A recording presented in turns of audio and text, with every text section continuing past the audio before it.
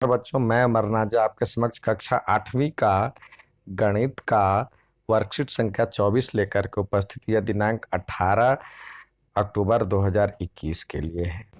हमारा टॉपिक है आज का, जो कि बहुभुज के प्रकार। अब देखिए, बहुभुज अलग अलग होते हैं। समलंब चतुर्भुज ऐसा चतुर्भुज जिसमें भुजाओं का एक युग्म समांतर हो, यानी कोई एक जोड़ा समांतर हो सिर्फ। जैसे इसमें ये समांतर है, ठीक है। तो सिर्फ एक जोड़ा समांतर हो तो समलंब चतुर्भुज कहलाता है। पतंग पतंग विशिष्ट प्रकार की एक चतुर्भुज है जिसमें अलग अलग आसन भुजाओं के दो युग्म होते हैं जिनकी लंबाई बराबर होती है। पतंग के विकर्ण आपस में परस्पर एक दूसरे पर लंब और विकर्णों का युग्म परस्पर समद्विभाजित भी करता है।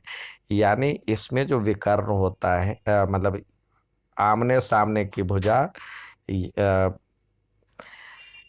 अलग अलग होती है। इसमें आसन्न भुजा यानी ऊपर का ये भुजा और ये भुजा बराबर है, ये और ये भी बराबर है, ठीक है। इसमें ये बराबर है, ये इसके बराबर है।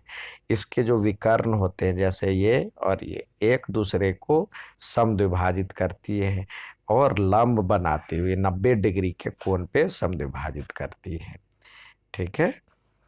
अब समांतर चतुर्भुज ऐसा चतुर्भुज होता है जिसकी सम्मुख भुजाएं, यानी ये भुजा ये इसके समांतर और बराबर भी होता है। ये भी समांतर चतुर्भुज का ही एक रूप है, लेकिन इसके सारे कोण 90 डिग्री है, ठीक है। ये भी समांतर चतुर्भुज है। आमने सामने की भुजा बराबर और बराबर होती है और समांतर होती है, ठीक है। अब जैसे यहाँ पे दिया हुआ है,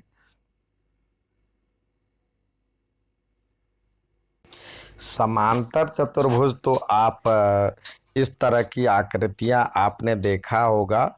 ये भी आकृति है। ये आप खिड़की दरवाजे में इस तरह की आकृति बेड में देखे हैं, ठीक है। और पतंग तो आप पतंग की तरह बनाए भी हैं। और समांतर चतुर्भुज ट्रेपीजियम का या समलंब चतुर्भुज का आपने यूज देखा होगा। सूटकेस या कुछ ऐसे डिजाइन, इस तरह के डिजाइन होते हैं, नीचे इस तरह के होते हैं। सूटकेस का भी कुछ डिजाइनों में सूटकेस जो होता है इस तरह से होता है, बैग बैग यहाँ, या लेडीज पर्स। तो और पतंग का आप तो पतंग का यूज भी किए हैं, या फिर कई घरों में मिरर या इस तरह से घरों में जो होता है आप देखे होंगे, जो कि उसको मिरर का कट करके डिजाइन बना करके घरों में यूज करते हैं लोग। इस तरह से इस शेप में डिजाइन बना होता है। अब आइए आगे देखें। कह रहा है एक समांतर चतुर्भुज और एक समलंब चतुर्भुज भी होता है, क्योंकि समांतर चतुर्भुज समलंब चतुर्भुज आपने देखा जो कि क्या कहा था, समलंब चतुर्भुज कहा था जो एक जोड़ा ही समांतर हो और कुछ नहीं कहा था। तो समांतर चतुर्भुज में तो दोनों जोड़ा समांतर और बराबर भी होता है। तो इसका मतलब समलंब का गुण तो इसमें है, क्योंकि ये एक जोड़ा ही कह रहा है तो इसका एक जोड़ा है। तो समलंब कह रहा है जो कि समलंब के सभी गुण मौजूद हैं, यहाँ पे सभी गुण मौजूद हैं।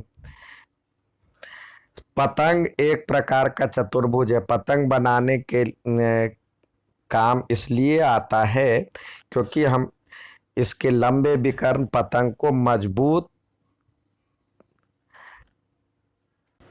ये जो लंबा विकर्ण होता है इसमें मजबूत आधार प्रदान करता है। ये जो इसमें देखेंगे, जो ये जो होता है लंबा विकर्ण, इसी पे आप धागा ये सब बांधते हैं तो इसका मजबूत आधार प्रदान करता है ये, ठीक है। और आगे दिया हुआ है निम्नलिखित चतुर्भुज के उदाहरणों में से कौन सा चतुर्भुज है। काजू की बर्फी, काजू की बर्फी आपने खाया होगा तो आपने देखा होगा जो इस तरह से होता है। तो ये समलम मतलब समांतर चतुर्भुज है। फर्श की टाइल, फर्श की टाइल भी समलम चतुर्भुज ही है, समांतर चतुर्भुज। काजू की बर्फी सभी समांतर चतुर्भुज, ये भी समांतर चतुर्भुज, ये समांतर और ये भी समांतर। पतंग, पतंग जो है पतंग की तरह ही है।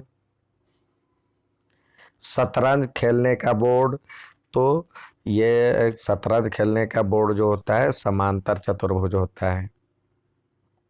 किताब का पेज समांतर चतुर्भुज। सिक्स, ब्लैक बोर्ड, तो ब्लैक बोर्ड भी समांतर चतुर्भुज ही होता है। कैरम बोर्ड समांतर ही होता है, ये भी लूडो भी समांतर। दरवाजे की सतह समांतर, जूते का डिब्बे का पृष्ठभाग समांतर चतुर्भुज। ठीक है, ये था आज का वर्कशीट। अच्छा लगे तो लाइक और सब्सक्राइब जरूर करें। धन्यवाद।